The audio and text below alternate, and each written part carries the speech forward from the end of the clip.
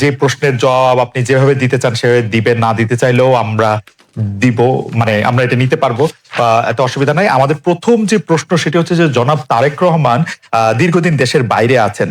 আমরা দেখেছি যে 5ই আগস্টে ক্ষমতার পট পরিবর্তনের পরে শেখ হাসিনা পালিয়ে যাওয়ার পরে তিনি ভার্চুয়ালি একটি জায়গায় তার পরদিনই ভার্চুয়াল বক্তব্য দিয়েছিলেন, বিভিন্ন অনুষ্ঠানে অনলাইনে সক্রিয় থাকছেন, বক্তৃতা দিচ্ছেন। কিন্তু বিএনপির পক্ষ থেকে কি আসলে, দেশের পক্ষ থেকে কি এই দাবি আছে তাকে দেশে আসার, বা তারা মানে বিএনপি কখন মনে করে যে জনাব তারেক রহমানের দেশে ফেরা উচিত, মানে সে সময়টা কখন হতে পারে? না, এখানে আপনার যে প্রশ্ন আছে তার মধ্যে দু তিনটি আপনার দিক আছে। একটা হচ্ছে আপনার বলছেন যে বিএনপি দাবি তুলছে কিনা। এখানে এখন যে অবস্থা আছে তাতে বিএনপি দাবি তোলার প্রয়োজন নেই। এখন decided by Tarek Rahman himself, এবং পার্টিও সেটাই অপেক্ষা করছে। তার কতগুলো মামলা আছে, যে মামলাগুলো আপনার অনগোয়িং প্রসেসের মধ্যে আছে, কোর্টে আদালতে চলছে। আমরা যেটা সিদ্ধান্ত নিয়েছি যে এই মামলাগুলো শেষ করেই দেশে আসবেন। সেক্ষেত্রে আরেকটি প্রশ্ন এরকম হতে পারে কিনা যে আমরা বেগম খালেদা জিয়াকে অনেকদিন পরে দেখলাম যে তিনি সশস্ত্র বাহিনী যে দিবস ছিল 21 নভেম্বর, সেটাতে তিনি উপস্থিত থেকেছেন। ডক্টর মোহাম্মদ ইউনূসও তার সাথে কথা বলেছেন, উপদেষ্টাদের মধ্য থেকেও কেউ কেউ তার সাথে আসলে কথা বলেছেন, আমরা এরকম দেখেছি। যদি এই মুহূর্তে নির্বাচন হয়, যেটি আসলে বিএনপি যৌক্তিক সময়ের মধ্যে নির্বাচন দাবি করছেন, তাতে বেগম খালেদা জিয়া কি প্রার্থী হবেন, বা বিএনপি সংসদ নেতা বা প্রধানমন্ত্রী হিসেবে কাকে চাইতে পারে, চেয়ারম্যান নাকি ভারপ্রাপ্ত চেয়ারম্যান? এখানে এই মুহূর্তে এখনই আমাদের এই প্রশ্নগুলো নিয়ে আমরা আপনার কাজ করছি না, কারণ আমরা এখন আমাদের সামনে যে সবচেয়ে বড় চ্যালেঞ্জ যেটা, সেটা হচ্ছে যে আপনার এই ইন্টারিম গভর্নমেন্টের কাজগুলো তারা যেন শেষ করতে পারে, অর্থাৎ যে সমস্ত সংস্কারের বিষয়গুলো আছে, সেই সংস্কার যে কয়েকটা আপনার খুবই নির্বাচন কেন্দ্রিক এবং প্রয়োজনীয়, সেই সংস্কারগুলো করে নির্বাচনের কথা আমরা বলছি, এবং আমরা মনে করি যে এটা আপনার যথা সময়ে সেটা অনুষ্ঠিত হবে। এবং দেশনেত্রী বেগম খালেদা জিয়া তো আমাদের পার্টির চেয়ারপারসন, এবং তিনি যদি নির্বাচন করতে সক্ষম হন শারীরিকভাবে, তাহলে অবশ্যই তিনি নির্বাচন করবেন। অন্যদিকে তারেক রহমান সাহেব আমাদের দলের ভারপ্রাপ্ত চেয়ারম্যান এখন আছেন, এবং তিনিও নির্বাচন করতে চাইলে তিনিও নির্বাচন করতে চান, সেটা উনি করতে পারবেন যে কটা তিনি করতে চান। তো এই নিয়ে কোনো সমস্যা নেই। সুতরাং খালেদা জিয়া নির্বাচন করলেন, প্রধানমন্ত্রী হলেন, বা তারেক রহমান সাহেব নির্বাচন করে প্রধানমন্ত্রী, এটা নিয়ে কোনো সমস্যা নেই। এই ব্যাপারে পার্টিতে আমাদের কোনো সমস্যা আছে বলে আমি মনে করি না। আলোচনা আছে কিনা, মানে কে হবে? না, এই ধরনের আলোচনার এখন প্রয়োজন নেই। খালেদা জিয়া, বেগম খালেদা জিয়া এখনো বেশ অসুস্থ। উনি আগামীকাল কয়েকদিনের মধ্যে উনি যাবেন লন্ডনে চিকিৎসার জন্য, এবং সেখানে যদি তাকে প্রয়োজন হয় সেখান থেকে তিনি আমেরিকাও যেতে পারেন তার প্রয়োজন হয় চিকিৎসার জন্য। তো আমরা তাকে সম্পূর্ণ সুস্থ করে, আল্লাহ যেন তাকে সুস্থ করে নিয়ে আসেন, সেটাই চাইবো, সেটাই চাচ্ছি আর কি। এই প্রসঙ্গে আর কি, মানে এই 1-2 নাম্বার প্রশ্নের প্রসঙ্গে শেষ প্রশ্ন, যে আপনি জনাব তারেক রহমানের মামলার কথাগুলি বলছিলেন, জনাব তারেক রহমানের মামলাগুলো থাকার কারণে কি তিনি দেশে আসার ব্যাপারে দেশকে নিরাপদ মনে করছেন না, এরকম কোনো কিছু কি আপনাদের মধ্যে ভাবনা আছে? না, সেই ধরনের কিছু ব্যাপার নয়। তার মামলাগুলো আমরাই চাইছি, দল চাইছি আমরা তাকে একেবারে আমরা পুরোপুরি ভাবে মামলা মুক্ত করে নিয়ে আসতে চাই। যেহেতু তার মামলাগুলো সবই মিথ্যা মামলা, সাজানো মামলা, তার সমস্ত এভিডেন্সেস আর দেয়ার, তো সেই ক্ষেত্রে তার যত দ্রুত সম্ভব আমরা আশা করি যে মামলাগুলো নিষ্পত্তি হয়ে যাবে। আজকের একটু কথায় আসি, যে সংবিধানে উপপ্রধানমন্ত্রী পদ রাখা সহ আরো কতগুলি সংস্কারের প্রস্তাব বিএনপি দিয়েছেন। উপপ্রধানমন্ত্রী বা উপরাষ্ট্রপতি, তারপরে সংসদ উচ্চকক্ষ, গণভোটের বিধান প্রবর্তন করার প্রস্তাব, এইগুলি যদি সংবিধানে যাচাই বাছাই করে দিতে হয় তাহলে তো কিছুটা সময় লাগবে। আপনার কাছে যৌক্তিক সময়টা কত মনে হয়, যে এই সরকারের কাছে কতটা সময় আসলে দেওয়া উচিত সরকারকে আসলে যৌক্তিকভাবে?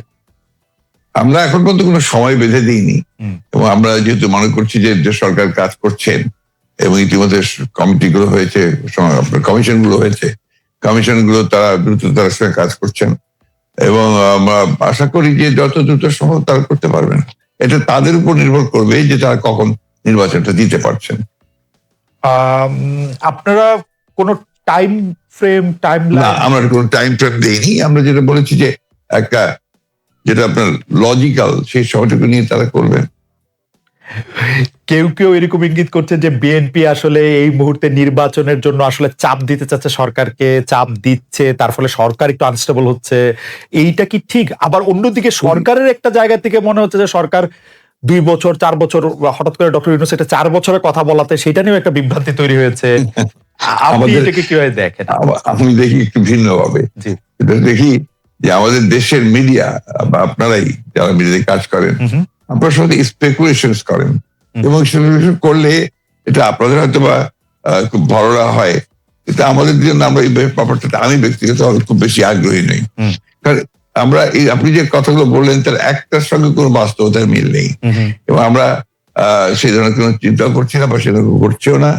এবং আমি এখন পর্যন্ত দেখিনি যে আপনার সরকার যারা ইন্টারিম গভর্নমেন্ট আছেন তারা বেশি সময় থাকতে চান, 4 বছর থাকতে চান।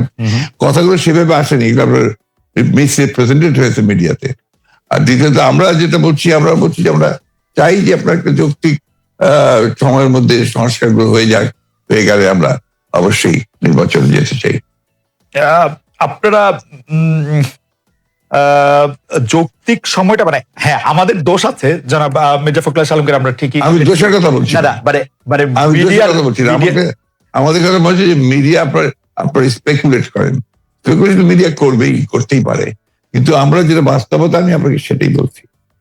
প্রধান উপদেষ্টাকে একটা কথা বলেছে, ঢুকাই দাও, মামলা একটা দিয়ে তাকে সাথে সাথে ঢুকাই দাও। এই কাজটা এখন হচ্ছে না।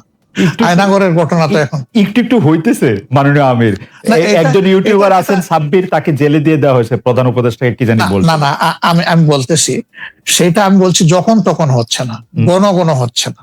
2-1টা কেস হইতেই পারে, এটা এক্সেপশন, কিন্তু আগে তো এটা ছিল প্র্যাকটিস এন্ড র্যান্ডম। এটা কিন্তু এখন হচ্ছে। তারপরে আপনি দেখেন যে আয়নাগরের যে বিষয়টা, মানুষকে ধরে নিয়ে ঢুকাই দাও, হোয়ার অ্যাবাউট, কেউ জানে না, তার ফ্যামিলি জানে না যে মানুষটা বেঁচে আছে নাকি মরেই গেছে।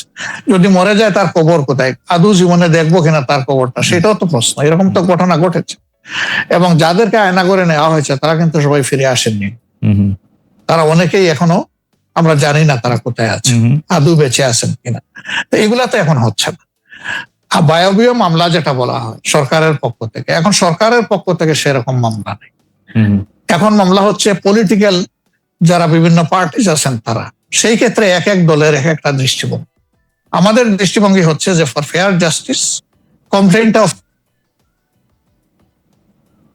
পুরো অ্যাট্রোসিটি করেছেন যারা এটার পারপিটেটর, তাদেরকে ডিরেক্ট যারা আছেন তাদেরকে বাদ দিয়ে আমরা কোনো মামলায় কাউকে আসামি করিনি। এই জন্য আমাদের মামলায় শত কোনো আসামি নেই। অন্যান্য সংস্থার বা দলের বা অথরিটির থাকতে পারে। তো এই জিনিসগুলোর কিছুটা হলেও ডেভেলপমেন্ট হয়েছে, কিন্তু আরো অনেক হওয়ার প্রয়োজন আছে এবং সুযোগ আছে। এই ক্ষেত্রে আমি শুধু একটা লাইন করে একটু বোঝার জন্য, যে মানে আওয়ামী লীগ নিষিদ্ধ করা হয় নাই, আওয়ামী লীগের কার্যক্রম নিষিদ্ধ করা হয়েছে, দুইটার মধ্যে তফাৎ কি আসলে? মানে তারা মানে কি করতে পারবে আর কি করতে পারবে না, মানে একজন আওয়ামী লীগ কি করতে পারবে এখন? মানে আমার একটা আন্ডারস্ট্যান্ডিং হচ্ছে আওয়ামী লীগ নিষিদ্ধ, আপনি বলতেছেন না দুইটার মধ্যে একটু তফাৎ আছে। তফাৎটা কি আসলে? দেখেন, নিষিদ্ধ তো আমাদেরও করা হয়েছিল, তাই না? এবং একবার না, আমাদের এই সংগঠনের জন্মের পরে দফায় দফায় আমাদেরকে নিষিদ্ধ করা হয়েছে। নিষিদ্ধ যখন কোনো সংগঠনকে করা হয় তখন এই সংগঠনের ব্যক্তিরাও বিভিন্ন ধরনের সমস্যায় পড়ে যান, এর সাথে রিলেটেড ব্যক্তিরা। এমনকি তাদের স্বাভাবিক জীবনযাত্রাটাও তাদের পক্ষে চালায় নেওয়া সম্ভব হয়। তারা যদি সমাজের কোনো ক্রিমিনাল ব্যক্তি নাও হয়ে থাকেন, তবুও তাদের উপরে সমস্যা আরোপ হয়েছে। কিন্তু যখন কার্যক্রম নিষিদ্ধ থাকবে তখন ওই পলিটিক্যাল কার্যক্রমগুলা ছাড়া বাকি জীবনের সবই তো তারা করতে পারবে, করছে তো।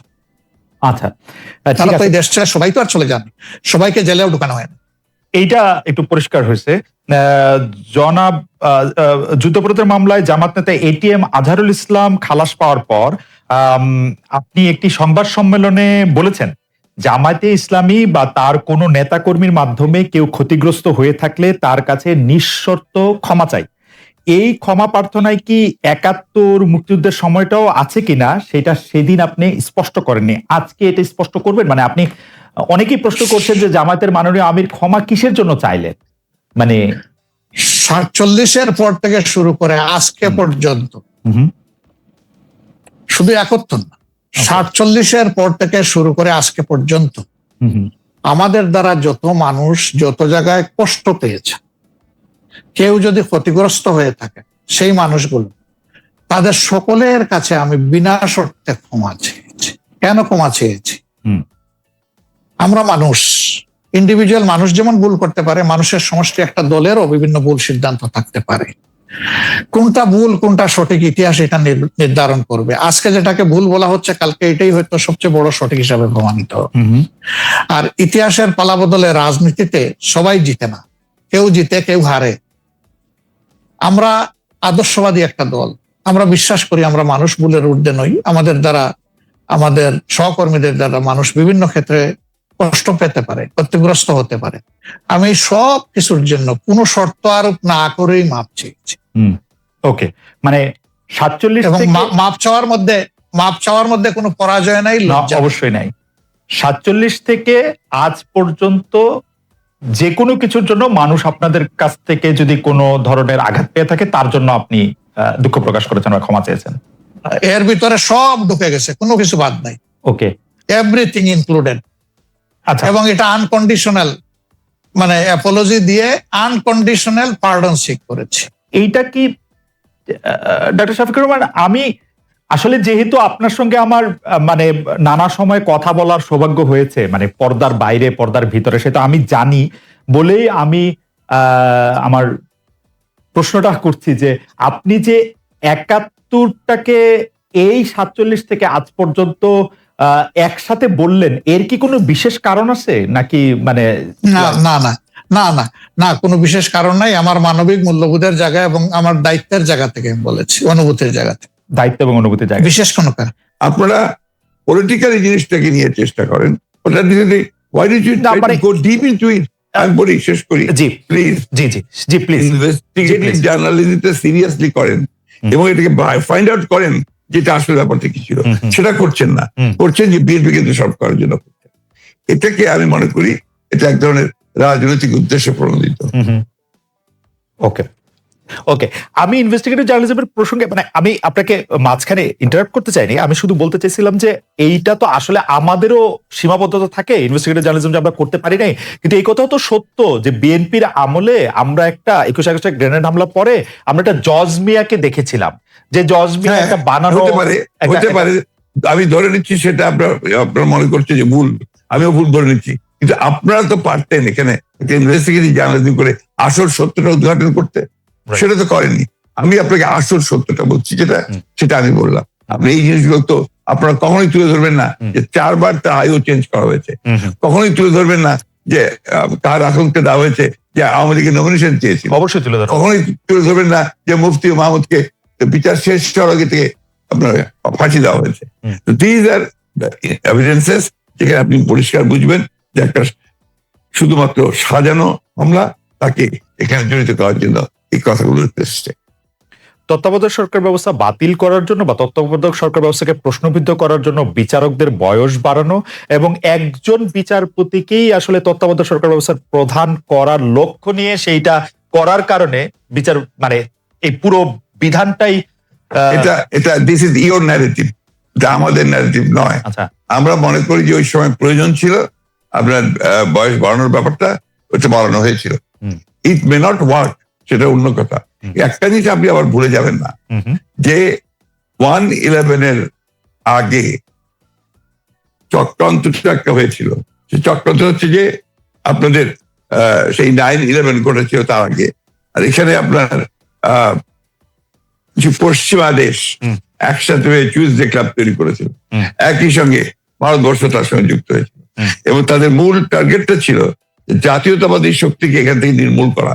এবং যেহেতু তারেক রহমান সাহেব জাতীয়তাবাদী শক্তির উঠতি নেতা ছিলেন, হি ওয়াজ দ্য রাইজিং লিডার, সুতরাং তাকে আপনারা মেলাইন করার জন্য, ভাবমূর্তি নষ্ট করার জন্য একটা পরিকল্পিতভাবে এই চক্রান্তগুলো করা হয়েছে এবং এই ক্যাম্পেইনটা চালানো হয়েছে।